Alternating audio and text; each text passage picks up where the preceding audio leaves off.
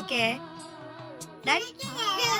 Hello, അപ്പോൾ കുട്ടിപ്പട്ടാളങ്ങളുടെ അഭ്യർത്ഥന പ്രമാണിച്ച് നമുക്ക് കുറച്ച് സേമിയ പായസം ഉണ്ടാക്കിയാലോ. അപ്പോൾ കുറച്ച് കാഷ്യും കിസ്മിസും ഒക്കെ ഞാൻ നെയ്യിൽ വരട്ടിയെടുത്തു. നിങ്ങളുടെ കയ്യിലുള്ള വെർമിസലി റോസ്റ്റഡ് അല്ലെങ്കിൽ ഒന്ന് റോസ്റ്റ് ചെയ്യുക.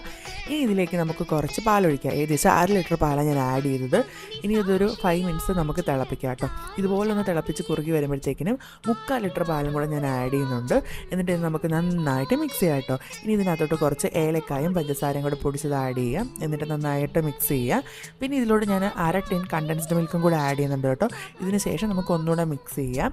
ഇത് കഴിഞ്ഞിട്ട് നമുക്കിതിനകത്തോട്ട് നമ്മുടെ നേരത്തെ വറുത്ത് മാറ്റി വെച്ചിരിക്കുന്ന കാഷ്യും കിസ്മിസും കൂടെ ആഡ് ചെയ്തിട്ട് മിക്സ് ചെയ്യാം. എന്നിട്ട് നമുക്ക് തീ ഓഫ് ചെയ്യാം കേട്ടോ. ചൂപ്പടാണോ? ചൂപ്പടാണോ? ചൂപ്പടാണോ എന്ന് പറഞ്ഞേ. ചൂപ്പട.